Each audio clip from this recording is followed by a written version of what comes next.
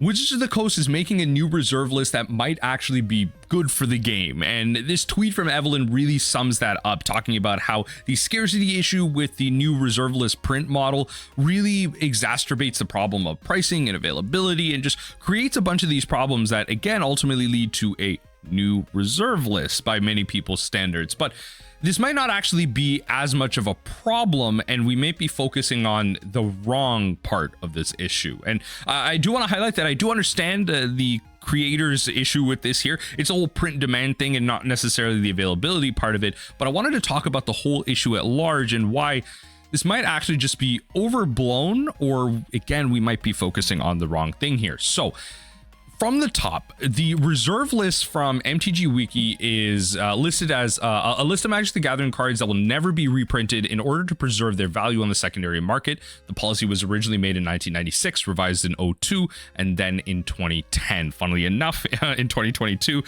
with a bunch of articles being changed up in their backlog, the reserve list was accidentally removed, the article. So a lot of people thought the reserve list was ending, as a lot of people said. So unfortunately, not for many folks out there. So the MTG Finance folks can sleep well in their little cubby holes of demise. But a lot of the cards in this list are referred to as really the Power 9 or some older cards, and those are the kind of cards that come to face first when you're thinking of this list, and that includes cards like Black Lotus.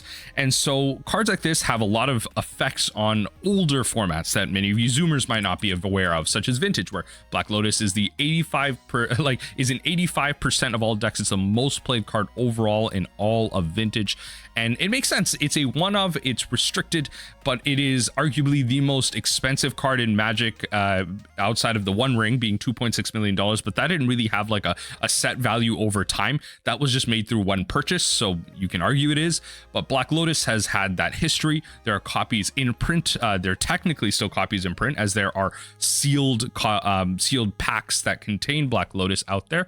But Black Lotus is, again, along with cards like Mox, part of the reserve list, and it's not just the Power 9. There are other cards out there, even cards like the Dual Lands, which have not only effect in Vintage, but then for those of you legacy players out there, it'll affect on you. Now, I will say a card like Underground Sea is the 5th most played card out of the lands in Legacy. It's not the card in general, 5th most played land, but it's kind of funny that like Island, Wasteland, and Misty Rainforest are more played than the duels themselves. Maybe that's just like a price point thing, because Underground Sea is at like a ridiculous price, and that's because of the reserve list. It will never be reprinted. The closest reprint that we have are literally the Shocklands, because not only do they have the ability to come in untapped, but they cost that life, but they're fetchable because of their types. And so that, again, that is the closest version that we're ever going to get. You can argue that is a functional reprint, that it holds it breaks the spirit of the reserve list. You could get into all these semantics about whether or not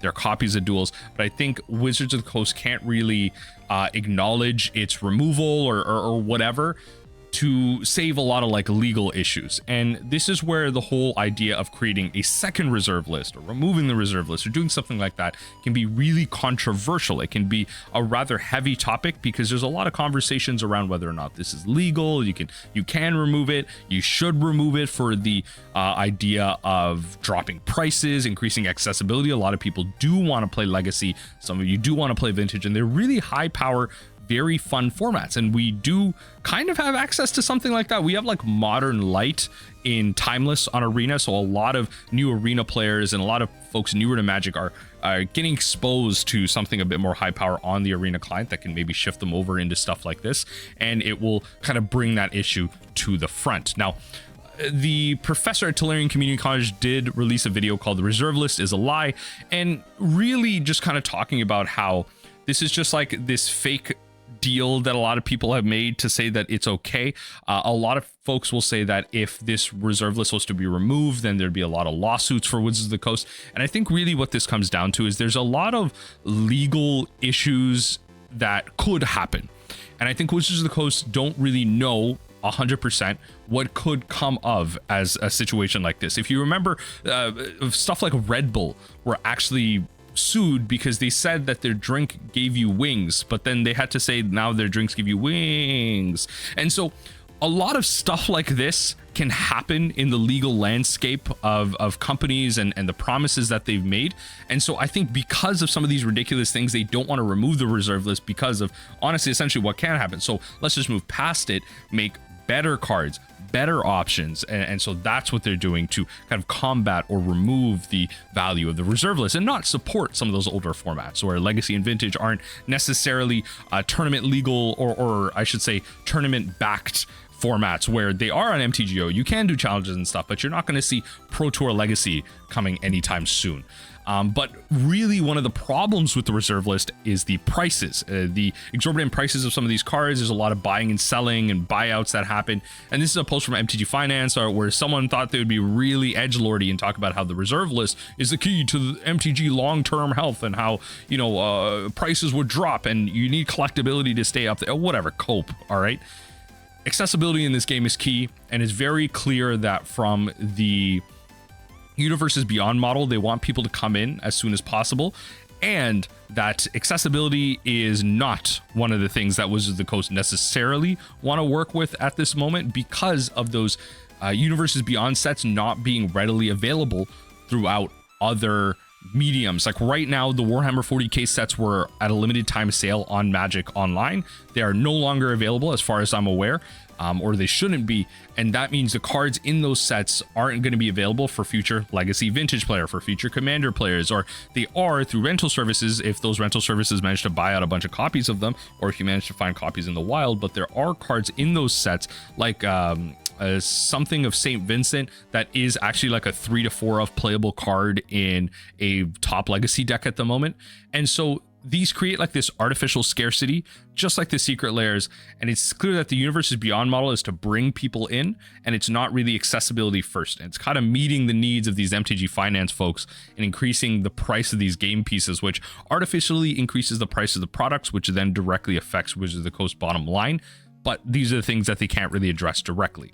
Now, this comes to the whole secret layer idea. So Universes Beyond is a way to bring people in, and it's kind of like an extrapolation or a further extension of secret layer, right? So we have these secret layers with these really cool arts like Seed of Synod, this really cool art here. There's Beasts Within with like completely different templating, your cost, and like look at this whole art that we have here.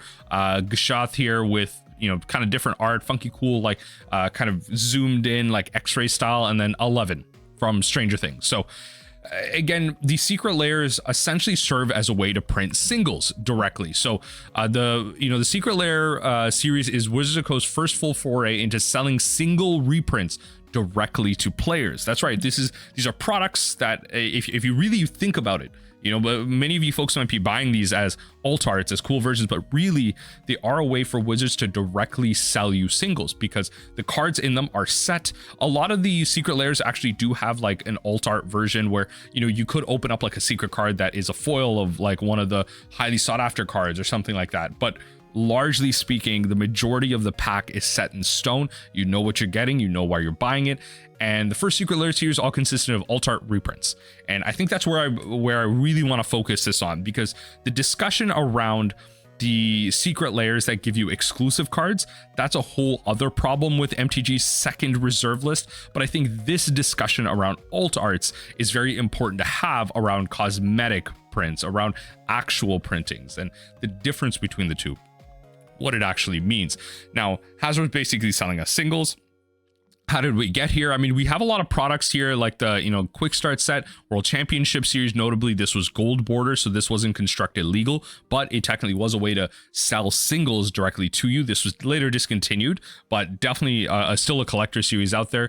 Dual decks and Commander precons, these later extrapolations of Wizards selling quote unquote singles directly to you, because especially now with precons, we see that a lot of them are spoiled ahead of time. We have the deck lists ahead of time. And so this is Wizards of the Coast trying to solve the, I guess, like the reserve list issue in a way by selling you direct to singles, removing the FOMO aspect of it, which we are going to touch on, where you know what you're getting, you can buy them directly. And it's kind of like undercutting the secondary market, or at least the LGS store, I should say, where they would usually be the ones to sell these products out, but now they give you this direct way to go to LGS to buy these products. You know what you're getting, and a lot of people can argue that it might actually reduce the sales because that whole gambling aspect is not there, and Wizards of the Coast has had to indirectly and directly acknowledge the gambling in their game, reduce some of it, and really this fear of missing out has been around in this game for a really long time because the whole opening packs and cracking packs idea. And so pre-constructed things like this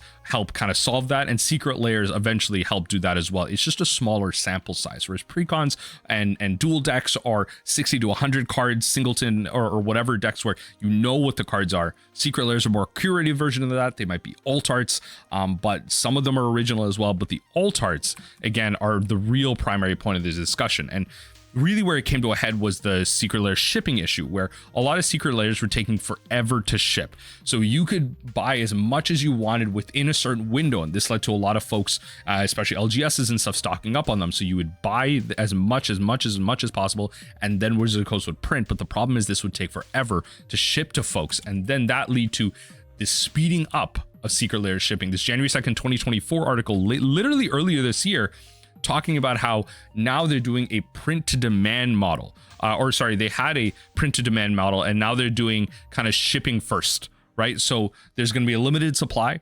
That's how much they printed. Once it's sold out, it's sold out. But then it means the shipping will happen quicker because they do the orders first, then they print, box, and seal it up and ship it out.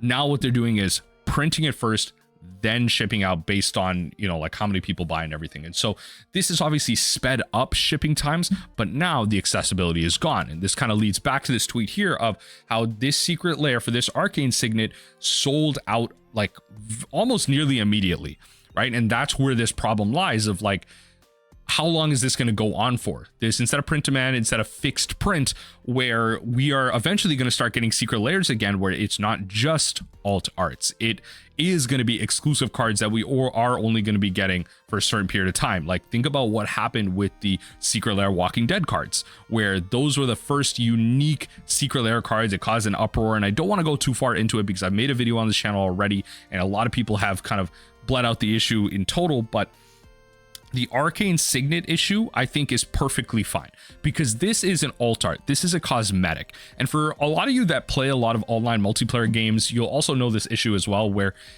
a lot of you are okay if the game itself is free. Think of a game like Overwatch or Apex Legends, where the game is free, but the cosmetics are paid for. So the core rotation, the core gameplay is free. You can play almost any legend or hero or whatever game you're playing that you want, and then the cosmetics for those are then the paid aspect of it. That's how you pay the company. That's how they make their money. A lot of folks will do that, and that's how this secret layer has modeled itself after. I mean, look at the amount of arcane signet printings, right? If you scroll all the way down, by the way, big shout out to like this arcane signet with like the mock treatment. This looks so great. But this was printed all the way back in Throne of Eldraine, which, I mean, could be a whole discussion in and of itself, that are like the original arcane signet was printed here in a constructed set, not in a commander set, but regardless, it was printed there and has had a ton of printings every year. Almost pretty much every precon has this printing in it, and it's just going to be one of those widely printed cards forever. And it's okay if these exclusive sets have different versions of this, because you can just go pick this up from your precon. If you go buy a precon, you will just have an arcane signet. And then that's one thing, I like to remind commander players of, is you only need one copy of a card. You don't need multiple copies. You could either switch in between the different decks that you have, sleeve everything up in the same sleeve, or because you have that one copy, just print a bunch of proxies. And then if your friends are like, do you actually have that card? Yeah, here it is. It's in this one deck. I don't want to switch it through. I'm pretty sure 100% of normal people would be okay with that, right? Like, you just need one copy of the arcane signet. They're super cheap. If you wanted multiple, they're super cheap as well. And that's really like where this price comes. Look, it was at like $30 all the way down. The average is like $1. It's like $1 for like an arcane signet now. So I don't know why people are worried about the price of this. If you wanted fancier versions, sure, that's fine. Those fancier versions should be expensive. Those are exclusives. They should be more expensive, but the baseline game pieces of this game should not be expensive. They should not be creating a reserve list on the baseline pieces. A reserve list never to be printed later of the alt arts, that's fine. Those are exclusive pieces that were commissioned out by certain artists or organizations, and those are at that time. And I think like this tweet from Pleasant Kenobi sums it up really well. It's going to be printed 8+ times a year. There are premium chaseable collectible versions, and that is the collectability and trading aspect that Magic should chase after. And I think this is perfectly okay. And it comes down to that FOMO aspect. And this is really where I want to end off this video, about how a lot of people are going to be mad at this because of the fear of missing out. And I think this is just the gambling aspect of the game really getting to you. And I think it's just about reprioritizing and reconfiguring your brain as to what is really important here. If you are genuinely upset about the fact that you did not get the alt art for a secret layer version of Arcane Signet, then I think you need to reprioritize what's important. Do you actually have a copy of Arcane Signet? Are you able to play with another version of Arcane Signet that you might like the artwork for? But ultimately, for those people out there that have this niche problem of, oh, I'm building a secret layer only type of deck. Okay, like, I mean, that's a very first world problem, right? Like, the problem that we should be focused on is the whole fixed print issue, right? Which is the original creator, what Evelyn was talking about, that we should switch back to the previous model, and how the previous model, even though we had increased shipping times, we could buy as much as we wanted, which was important, accessibility. But now that it's fixed print, then we have more issues of things being bought out, bots buying in, just people coming in and just buying out all copies as a single entity and then marking it up on the secondary market after the fact. So at least with the print to demand model, you had that window and you could buy as many as you wanted. You could come back on the last day of that window being available and you could still buy a copy of that secret layer. You could wait for a paycheck, you could wait for this, you could wait for that, trade in some cards, get the money, whatever it is. But now, even if you were on that last day of that model, of the current model, you may not get copies of that card because it is a fixed amount and they will likely be sold out. And that is what we should be mad at, not this quote unquote new reserve list that folks are talking about. But anyway, let me know what you think in the comment section down below. If this is all overhyped and overblown, I'd love to hear your thoughts down below on that. And I think the whole discussion around, as I mentioned, the exclusive secret layers are a whole other discussion around, reserve listing them and contracts. And again, I made a whole video about it. But this issue around the scarcity of alt arts, overblown.